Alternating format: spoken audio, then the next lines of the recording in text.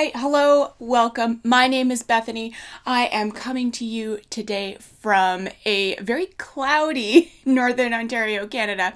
But at least we don't have any snow, so small blessings. Small blessings. This is my channel where I talk about any knits and any bits that I feel like. And today is a update video. It's been about 3 or 4 weeks since I have recorded. It feels so much longer, and that's probably because a lot has happened since I filmed last, including Easter. Easter happened, and that's always a bit of a wild time in terms of work, life, you know, what have you. So yeah, so here we are. Let's talk about what I'm wearing. This is the Sheena blouse by Poison Girls, which is also, it's either Amy Appel or Amy Apel. I'm not sure how to pronounce it, so we've got two options anyway. And her knitting design company handle is Poison Girls, and I have knit a number of things by her, and I love them all. They're all very retro inspired, 50s inspired, so there's usually negative ease involved, but her designs are so cute and I love them, and I actually still have a whole bunch of them sort of queued up for future projects. But this one I knit last year, end of last year. Don't quite remember, but I believe it was last year. It is knit out of, what is it knit out of? Please hold. This is knit out of Sweaterkits Soft for You. It is a DK or closer, perhaps closer to a sport weight yarn, and I used every single little bit of this. Granted, I did knit the body longer of this top than is recommended in the pattern, so I used up every single little bit. I might have like a yard of the yarn left over, and I've just kept that for like possible mending purposes. Also, I apologize if you can hear trucks, because something's going on outside and it's big trucks, big loud trucks. So if you can hear that, I apologize. All right, that is what I'm wearing. Let's move on to what we're here for, an update. So let's start with finished objects. I have a whole pile of finished objects right over here, and probably everybody's like, what's the red thing? So you know what? Let's just start at the top of the pile and we'll just start right there. This is a project that didn't even, wasn't even on the radar for like what's coming up next, what I'm gonna knit next, because I got inspired. I had put in an order for a bunch of yarn with Hippie Strings, which I think I mentioned last time, and the brick and mortar store of Hippie Strings has closed, but their website still exists, and I'll link it below. And I picked up 2 balls of this gorgeous, sorry, I'm just tucking in an end that I missed. This gorgeous red Debbie Bliss Rialto lace, which is 100% wool, I believe. And yeah, can I get it all in frame? Sort of. And it's hard to tell because it's a big, like, raglan style top with, well, the sleeves blocked out longer than, you know, I had anticipated. I hadn't worked with this particular yarn before, but I have knit this pattern before. This is the, I believe it's Lavaska, or Lavaca. Lavaca. Read your notes. It's Lavaca, and I have knit it before, and I'll pop a picture up, one of the sides. I'll pop a picture up of my original, and I do actually wear it a lot. That one was knit out of a different lace yarn, and I throw it over sleeveless tops all the time because it's so light. It's just great if all I need is like some shoulder/sleeve coverage. And I have been wanting something red hand knit in my wardrobe. I also don't have enough red in my, you know, not knitted wardrobe. I went through a phase where I kind of fell out of love with red, and I got rid of anything that was red, unless it was like cranberry colored, or burgundy, but I didn't have anything bright red, and I was just very inspired to have something. Let's do this. I forget who I saw doing this, and I'm like, but that's cool. It looks like, but you're buddies. Yeah. So this truly was kind of impulsive. I was like, I want to knit with the red yarn. And when I bought the yarn, I already knew that this was the pattern I was going to make because I know that I wear this pattern a lot. So I didn't even swatch. I just picked up the needle size that I used previously in the first project. I did, perhaps because I didn't make good enough notes the first time, I do think I knit a different size because this fits different from the other one. So I might have done size 1 for the first Lavaca, and this is size 2. I knit size 2. So it's, as you can see, it's just a very simple raglan, and I do love the yarn over raglan detail. So like it doesn't just read as plain knitting. The body is pretty cropped, although like once it's blocked out, it's like less cropped than you might think. I guess on me it hits high hip technically. And then I just knit the body to, what did I knit it to? It's between 8 and 9 inches on the body before blocking. And so I think it's blocked out closer to 9 or 9.5 inches on the body, which is great. Still kind of cropped, but not really. And then I just used up the rest of the yarn on the sleeves. The pattern calls for you to sort of make a bell-shaped sleeve. I'll just do this. It calls for a bell-shaped sleeve, but you can see here that I did not do that.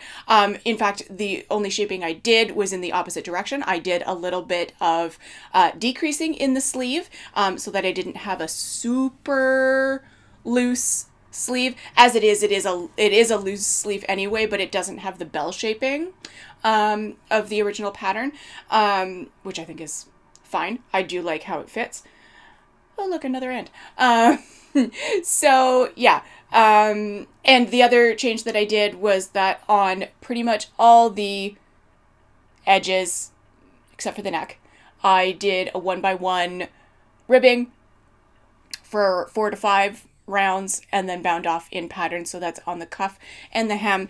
The neckline I did do as written, which is just to pick up and knit around and then bind off as you normally would. No special bind off there.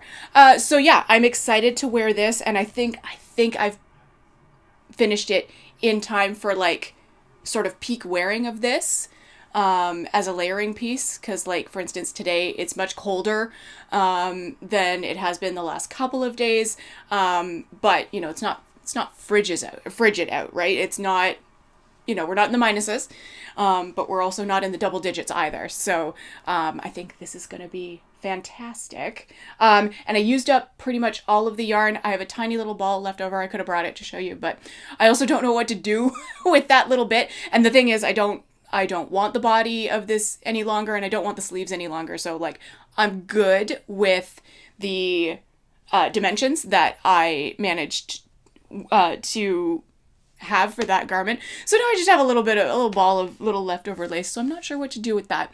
I do have some other leftover lace bits from other projects, and maybe I should find something to do with all of those if possible, because that could be cool. Okay, let's move on to something that we've seen a number of times before. I was going to wear this, but then I thought, no, let's just show it. This, oh, fix the sleeve. This is the Alice tee. She's done. She's finally done. Let me do this.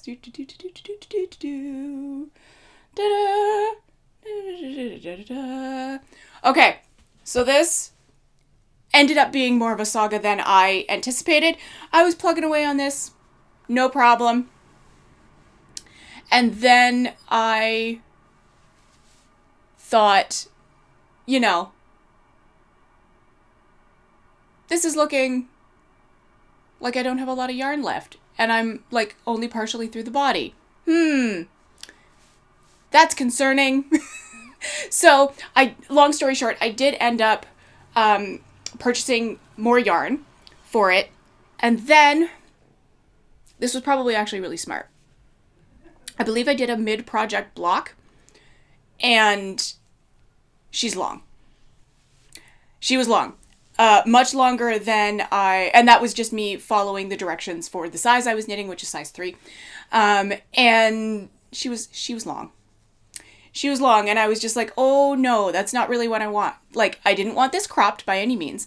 But I like, it was approaching tunic length on me. And maybe that's just because I have a shorter torso than what is, based, like, what the pattern instructions are for.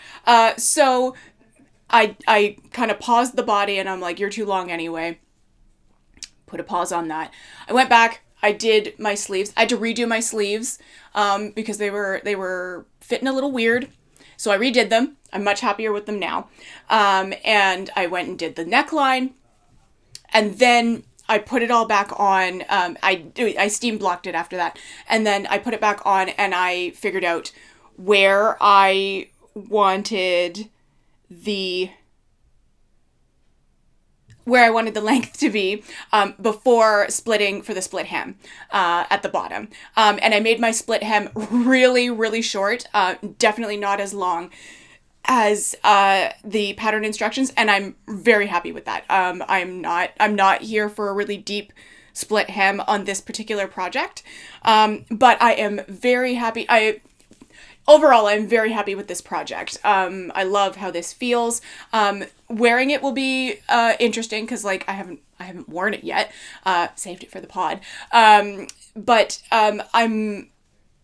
I'm a little bit like, oh, I could have done the neckline a little bit better. Like, that might need another go. It's not terrible, but it's not great. I was really struggling with the applied I-cord edging for this because it's not something I have done on a number of garments. I've done it a couple of times, but, like, not enough to feel super comfortable with that technique. And I just sort of see spots where I'm just like, oh, that could have been better. But also, maybe it's just fine. I think I need to wear it and figure it out. Because if I hate how it looks while I wear it, then I'll redo the neck at some point. But overall, very happy. I always love the attention to detail in Elizabeth Margaret's patterns. I do like how this fits. This fits like just a slightly oversized t-shirt. Like, you bought one size up and it's perfectly one size up. So I like that because, I don't want... Even though it's a cotton t-shirt, I don't really want it, negative ease the way the blouse that I'm wearing is today is. So I think this is going to be great. It'll be interesting to style it. I did some styling options yesterday, and I actually should have filmed it so that I could like pop up some B-roll. So it'll be interesting to style it for summer because I'm a big skirt wearer in summer rather than shorts, mostly just because I don't wear shorts to work. I only wear them out casually. So it'll be interesting going forward in the summer to see how I manage to style this. I did also just get a new pair of high-waisted jeans, thrifted them, and I'm hoping that will look really cute with this, just, with a French tuck in the front. So yeah, TBD, but I'm really happy to have that done. Also, I finished a lot of things in April, and I'm going to shout out Mackenzie from M to the Third. She was, probably as of recording this today, it will be over, but she ran a spring cleaning Cal or Mal, I forget which one it was, but it was just, it was sort of personal for her, but like, she was like, oh, maybe you folks want to join me, but she did some spring cleaning of her project. There was a bunch of stuff she needed to get done, wanted to get done, and like just off her needles, and I found that very motivating to like follow along with her progress, and it got me motivated for the stuff that I had just been plugging away at, like the Alice tee, and the next project that we're going to talk about, which is, oh my gosh, of course I just threw it on the couch here. Not ready. I wasn't ready. Which is my Bonnie cardigan. Should I just pop it on? I'm going to pop it on, friends. Oh, we're going to go full. Oh, I'm full like twin set lady without it matching. Anyway, okay, this is my Bonnie cardigan, and I had shown this in the last episode, and I was partway through the body. No sleeves to speak of yet, but I had split for the body. Oh gosh, here we go. It's weird. Doing this in the camera is like a weird sort of mirror. Okay. But yeah, I kind of like absolutely not plowed through it, but I got really motivated because I felt like I was making great progress. And yeah, and then the last thing to do, of course, is always buttons. So I went to my mom's and I went through her button jar and I found these very cute. Let me see if I can come up and show you. Oh, there we are. I don't know if it's focusing well enough, but these really cute, very vintage, and I believe they are actually made of leather or a leather type material. And they're very classic, like grandpa cardigan buttons. There were only 5 because vintage buttons, yay! And technically I needed 6. I decided that I was not ever going to do up the very top here because I truly don't. Very rarely do I button a cardigan up all the way. I'm definitely a mid buttons and down kind of person, or I just fully leave it open. Yeah, and I really enjoyed this. This was another one where I'm like, oh, are we gonna play Yarn Chicken again? I won at Yarn Chicken. Again, just a little ball, probably like under 10 grams left over of this, but it's great. I've got perfect, can we please observe, perfect length sleeves. Oh, no, can't do it that way. I can't get into frame that way. But I have perfect length sleeves, even when I have a bent elbow. That was fantastic. I did have to redo the cuff a couple of times because I did struggle with this. I believe that in the pattern it's called a lateral braid, probably also known as a Latvian braid, I think. Don't quote me, but this detail was really, really cute. Although I did struggle with the fact that after the lateral braid, you go into your 1x1 rib for the cuff, and you can sort of see little holes where you sort of kind of pick up for that. There are live stitches involved in that, rather than physically having to like pick up and knit, from what I recall, because this is what I finished first in April, so it's been at least a couple of weeks since finishing it, but I sort of struggled with that, and the same problem on the bottom hem, and I was just looking at other projects on Ravelry, and it didn't seem like anybody else struggled with that particular thing, and I was like, oh, is it just me? Because I'm not used to this technique. It was the first time ever. I'm sorry, folks, I'm getting a little warm, so I'm just going to take this off. It's the first time I'd ever done that technique, which was really cool, but maybe it just takes practice to do the next row and get it to a point where there aren't really like holes. And of course, now that I'm looking at it, it doesn't look that bad, right? It's like, did I just have to leave it to like, I don't know, age or something? And it looks fine now, but you could see previously that there are sort of little gaps right after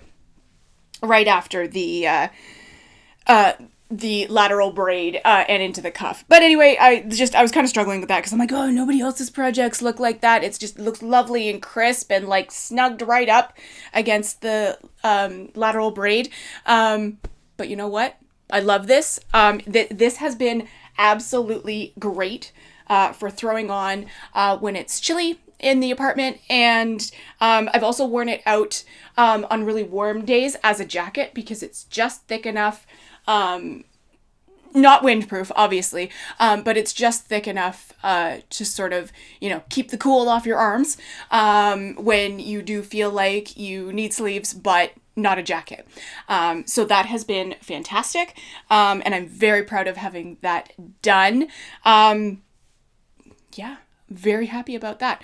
Okay. One more finished object, and you'll have seen these before. And I finished these about the same time as I finished the Bonnie cardigan. And these are my very Easter egg looking shorty version hibernal socks by Summerly Knit. Summerly Knit. Take your drink of water. I mentioned her. Okay. Anyway, I super enjoyed doing these. Particularly, I really enjoyed knitting these as a shorty sock. You know me, I'm a shorty sock lover over here. Because ain't nobody got time for full length legs. That's not true. I have time for full length legs. I just really enjoy a shorty sock. It feels very satisfying to do. And I really love, I'll just flip it this way to show you the other one. I really love how this variegated speckled yarn knit up. Even though you can't really see the mock cable detail. I mean, I can because I'm like 2 inches from it. But I just think they're really cute. Just the shape of the sock is really cute. And I love that. And I'm very happy to have those done. Haven't worn them very much, mostly because now that the temperatures are warming up, our apartment is very warm. We cannot control the we can't control the temperature in our unit specifically. Our building is older, so the heat is either on or off. When my feet get too hot, I get too hot. And also when my feet get cold, I get cold. So it's been quite warm the last little bit. So I haven't really been reaching for hand knit socks all that much. So hopefully I'll get to wear those a little bit before it truly gets too hot and we're out of wool sock season entirely around here. But we shall see. Okay, so fantastic finished object pile. I'm almost in a little bit of a hangover for finished objects because I'm gonna show you my works in progress, and it's two small things. Okay, technically three. I'll explain. First one I'm going to show you is a work in progress that I've actually had on the go for a little while, and I just haven't mentioned it because progress has been slow and steady. And like I talked about in a previous episode, when I don't know what to knit, I cast on a hat. So I have been working on another head sock hat, and this is some mystery yarn that I picked up from the yarn swap that we held at my work last fall, and I thought this is real cute, and it was just a bunch of tiny little, it almost looked like leftover balls, or somebody had ripped out a project in this colorway, and of course it's my favorite color. So I just cast on a headstock, and this is my take around project, so I wasn't dedicating huge amounts of time to this. But now that I finished a whole bunch of stuff, I'm like, well, what do I work on? I don't have anything else cast on. I'm finishing things. What? So I've been dedicating a little bit more time to this recently. So yeah, love the head sock. I love this the way that other people love the muscle burl or other fingering weight hat patterns. I heard someone say that, why would you... Someone else that I watch a podcast for, and I don't remember who it was, but they were like, why would you knit a fingering weight hat? I think it's a good idea, and then they're like, but then it turns out I don't like it. I love knitting a fingering weight hat. I don't know what it is about it. Maybe it's the potential of using up the entire skein if you want to, because you can make that hat as tall as you want, and then you can just fold up that brim a whole bunch of times, and then you have the warmest brim around your ears. I love it. I love it. But, to each their own. If you don't like knitting that, then, that's okay. You just take a hard pass on that and you find the hat pattern that you love. So, working on that, working away, that's sort of my pick it up and knit it when I need kind of mindless knitting. I have the pattern pretty much memorized, so don't need don't need to bring around a pattern for that. Okay, second work in progress has only just started, because once I cast off the lavaca and had it blocking, I'm like, well, what do I do now? I don't want to just work on my hat. I need to have something else. So I cast on another spell shawl. So as you can see, I'm right at the beginning, just a few repeats in of the increased pattern on this. This pattern I mentioned in episode 2. It's patterns I love, and I have knit so many spell shawls, and I was like, why not? I haven't knit a shawl in a little bit. Let's just do that. And I am using, oh my gosh, oh no, ha ha ha. My one ball ran away, and you know what? I'm not gonna chase it, but I am holding 2 balls, like 2 strands of yarn together, I should say. That's more accurate. And what I'm using is this. Hopefully it's focusing, or focusing enough. This is Shirley Bryan Yarns deconstructed fade sock, and I love her deconstructed fade. Oh my god. Like, if I had more disposable income, my friends, shut up and take my money, right? I just love how her deconstructed fade sock sock yarns work. They look so cool. I have knit a pair of socks, and those I knit like practically knee high. I just wanted to use up every little bit. But I thought maybe knitting a set as a spell shawl would look really cool, because the fade would still be present. It would just be a thicker material. So this one is called Leaf Peepers. I got this color and another color, I think in her last update in the fall. And I love her stuff. Yeah, so I'm working on that. That's probably going to be TV knitting, because I have that, the pattern repeat for that pretty much memorized.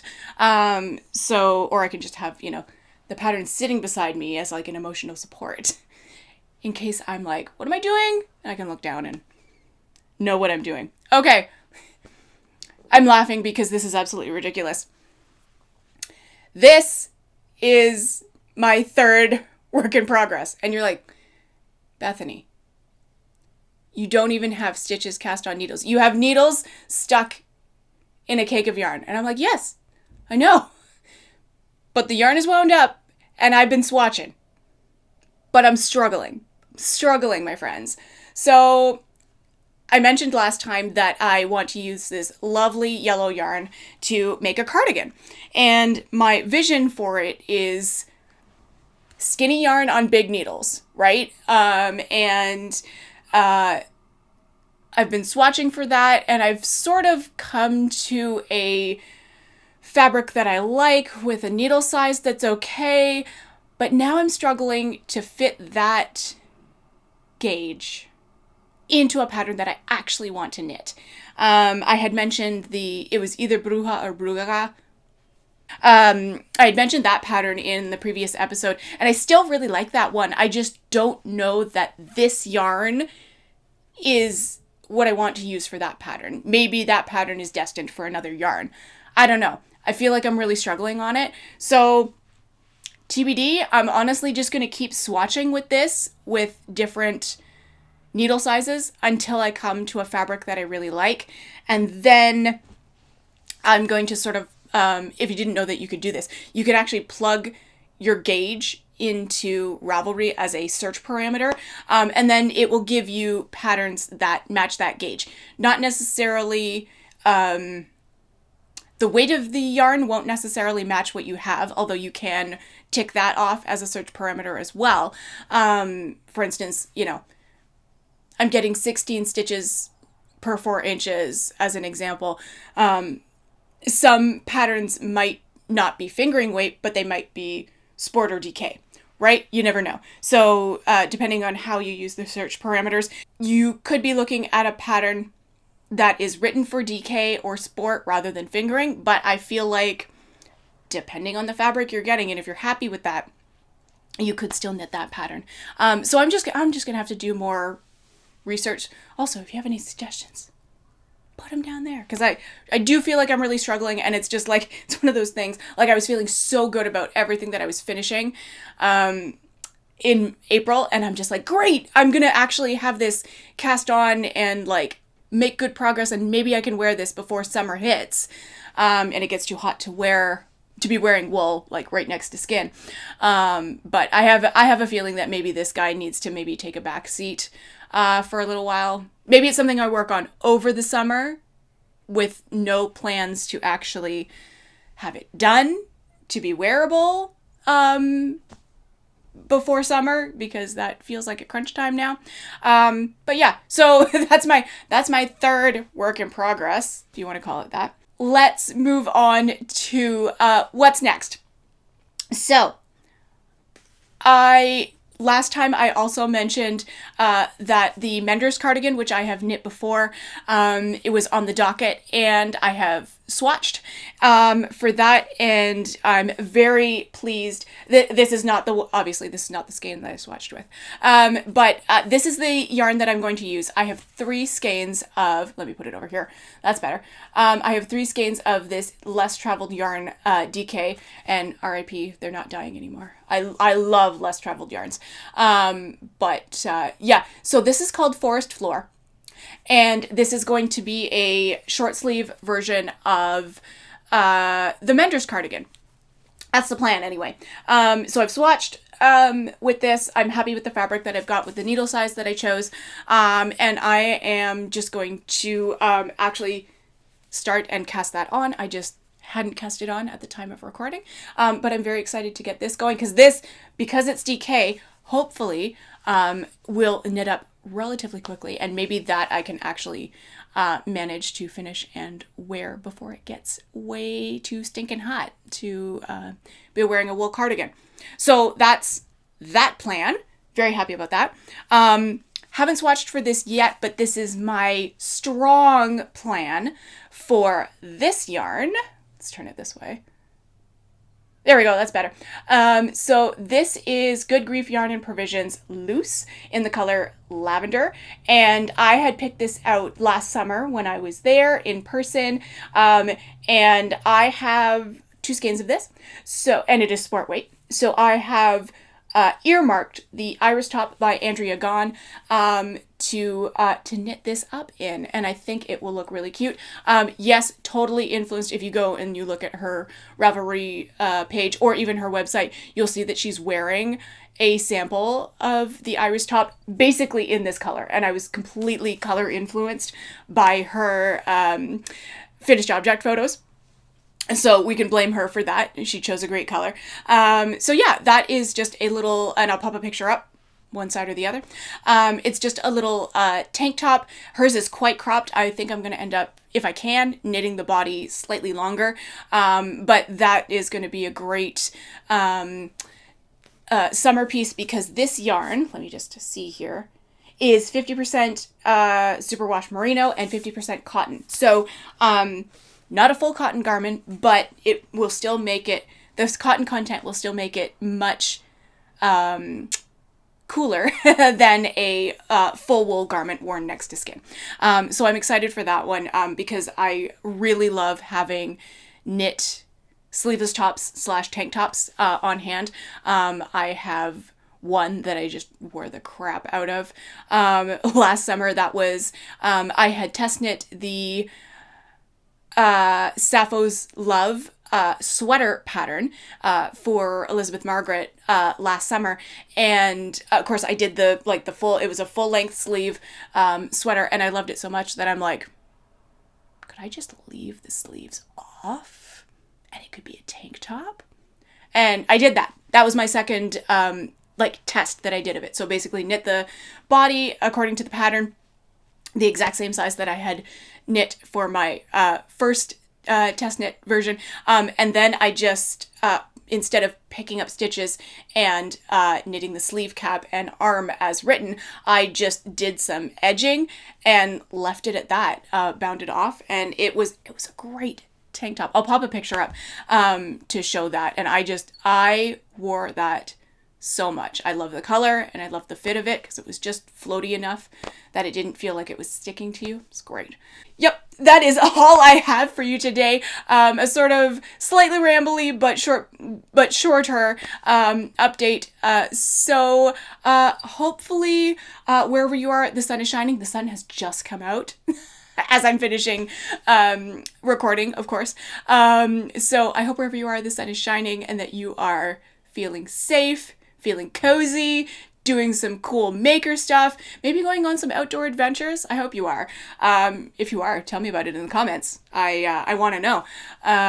Yeah, so Thank you so much for being here. As always, pretty much everything that I talk about will be down in the description box. If I have missed anything, definitely pop a comment down there and be like, hey, you mentioned this, but there's no link for it, and I will do my best to find you a link for what I was talking about.